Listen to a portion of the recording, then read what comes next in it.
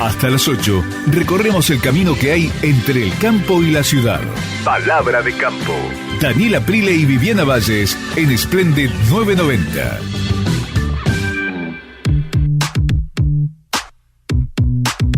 Seguimos avanzando en esta mañana de sábado acá en Palabra de Campo y como siempre con nuestro analista Dani Sebastián Dumont, que tiene toda la última información relacionada con lo importante, con lo destacado, con lo que tenés que saber, lo que está pasando en el ámbito político, ¿no? A nivel nacional, por supuesto, pero también a nivel internacional, porque ahora vamos a hablar con Seba y te vas a dar cuenta de cómo todo tiene que ver con todo y cómo lo que se viene, que son las elecciones en los Estados Unidos, puede de alguna manera impactar en la política y en la economía local, y seguramente hagamos referencia, claro está, de una reunión cumbre del Partido Justicialista entre Massa, Kicillof, Máximo Kirchner. ¿Cómo te va, Seba?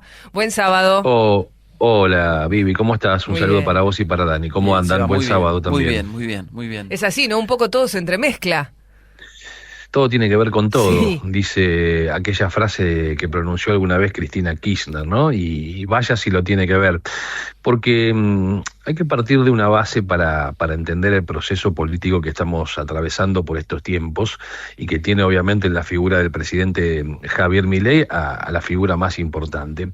Milei es un fenómeno local de un contexto internacional muy particular. No es solo un fenómeno político de la Argentina, es la consecuencia local de un fenómeno global. Y esa situación, que se escribe de esa manera, es lo que también nos lleva a mirar no solo la coyuntura y el devenir de la política en términos de nuestras fronteras, sino también esa interrelación con el mundo y el alineamiento que Argentina ha decidido tener, básicamente con Occidente y con los Estados Unidos. Entonces, a partir de ahí es que las elecciones de medio término, esto que vos decías, Vivi, en Estados Unidos, que son en noviembre, cobran una importancia distinta a lo que históricamente han tenido, si repasamos, las elecciones de medio término en los Estados Unidos para la política de la Argentina, cuando nos poníamos a observar con detenimiento lo que podía pasar en una elección no presidencial, sino de senadores y representantes en el Congreso de los Estados Unidos. Impensado, Muy pero ahora poco. sí. Ahora sí, sobre todo porque hay un ejemplo cercano que fue el 2025, Claro. cuando se avisoraba una tormenta económico-financiera y sobre todo una corrida cambiaria antes de las elecciones de medio término en la Argentina y después de las elecciones en la provincia de Buenos Aires, que le dieron una derrota muy contundente a La Libertad Avanza y encendieron todas las alarmas. Y apareció Estados Unidos con el cheque de Scott Bessent, el secretario del Tesoro, por orden de Trump, y terminó de alguna manera eso evitando una crisis mayor que le hubiera generado probablemente una derrota a Javier Milei en las elecciones, con un final muy diferente al que después terminamos conociendo.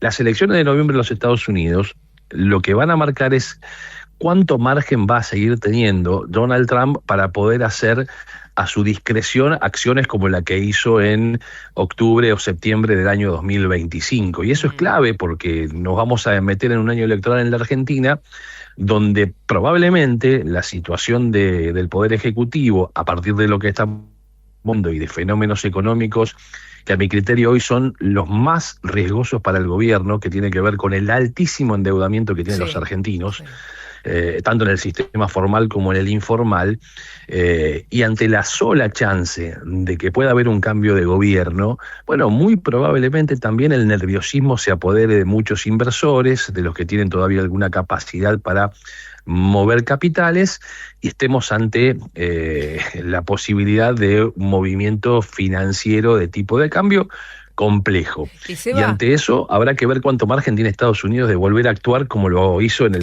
2025. Cuando hablabas recién del nerviosismo, bajar un poquito el nerviosismo o bajar un poquito las ansiedades, ¿está relacionado con esa reunión también muy importante de cara al 2027 que esta semana se dio entre Karina Milei y Mauricio Macri? Digo, pensar juntos, rearmarse juntos de cara a las elecciones del año que viene. Les diría que es casi una reacción en espejo con lo que empieza a ver también el oficialismo, que en la forma que el peronismo va a ir en la búsqueda de la unidad, aunque sea con forceps, porque el peronismo ve que hay una posibilidad de ganarle a Javier Milei. Si esto lo hablábamos hace un mes y medio atrás, probablemente el escenario era otro. Pero a partir de ciertas situaciones que se han ido profundizando, del crecimiento del malestar, de prácticamente la mitad de los argentinos que tiene problemas financieros, ya no solo con las deudas con los bancos y las billeteras virtuales, sino incluso con fenómenos que se están dando desde el punto de vista local, donde hay empleados en blanco que renuncian a su trabajo porque ya no quieren el descuento que le hacen por los préstamos que tomaron y tienen que refinanciar deudas a tasa contra una inflación promedio del 30%. Y esto va configurando un escenario en donde el peronismo dice, bueno, hay chances de ganarle a Javier Milei el año que viene. Y si hay chances, la única chance real es, de alguna forma, buscar la unidad. Y ante esa posibilidad de unidad del peronismo, reacciona el oficialismo y dice, nosotros también tenemos que ir en la búsqueda de nuestra propia unidad de todo el sector de la centro-derecha, del antiperonismo, porque si vamos divididos y ellos van unidos, lo más probable es que ni siquiera perdamos en un balotaje, podemos llegar a perder hasta la primera vuelta. Esto me parece que explica la reacción de dejar de lado, por lo menos momentáneamente, las diferencias, los enojos, lo que todos sabemos son las tensiones evidentes entre Milei y Macri, para que Karina se comunique con el expresidente y combinen un encuentro para empezar a diagramar la posibilidad de una agenda común que tenga desembocadura electoral el año que viene. ¿Y hay encuestas, Seba, ya que hablen de todo esto? O digo porque estamos refiriéndonos a que la oposición, como a que el peronismo sería la primera oposición, dejando de lado cualquier otro tipo de posible aparición de otro candidato de otra fuerza, incluso sin fuerza sí, de partido político representativo, como en un momento se sugirió. Bueno, esta semana que estamos terminando, se habló mucho de la figura de Daniel Haddad, por ejemplo, ¿no? Como un posible candidato. Pero en relación a eso, Seba, porque bueno, como ya pasó en otros países, porque él es dueño de medios. De medios. Tendría que renunciar a todo si efectivamente es candidato o no. Bueno, sí, se me ocurre rápidamente el ejemplo de Berlusconi en Italia, ¿no? En su momento. Sí, a ver, es posible, habrá que ver. Él no termina de decir que sí, pero tampoco termina de decir que no. Bueno, coquetea con eso. Si es no, decís que no. Igual lo escuché el otro día en una entrevista y es un poco como medio populista en algunas cosas, ¿no? Digo, o sea, hablaban justamente de esto que estabas mencionando, el tema del endeudamiento de la gente, etcétera. Decía, bueno, pero al gobierno le falta empatía también, se empático con la gente.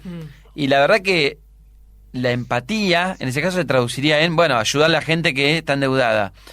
Que obviamente que tengo esa empatía, pero comprendo que para la política actual, esa empatía, si querés traducirla a un hecho concreto, es ayudarla. Y ayudarla es populismo. Sí, en principio puede ser. Lo que representa en este caso la figura de Daniel Haddad, como puede ser de otro, porque él también habló de Brito, el presidente del Banco Macro, es ratificar un rumbo desde lo económico, pero con otros tratos u otras maneras. Y no es un tema menor, sobre todo para entender la política. Fíjate que Milei tiene una característica que en algún punto se parece bastante a la que tenía Macri. Son personas que no tienen ganas de utilizar en ningún momento su tiempo para hablar con gente que no les interesa. Y la política es justamente todo lo contrario, es hablar todo el tiempo con gente que quizás no tenés interés por tus cuestiones, por tu mirada y demás, pero que tenés que tomarte el tiempo para hacerlo. Y eso es lo que después termina desembocando en la empatía. Dani, antes te preguntó sobre encuestas, Seba. ¿Hay ya números?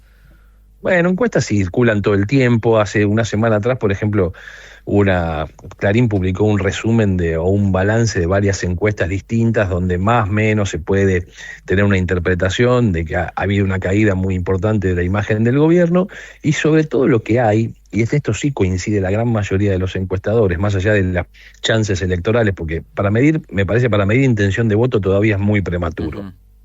Pero sí podemos proyectar escenarios.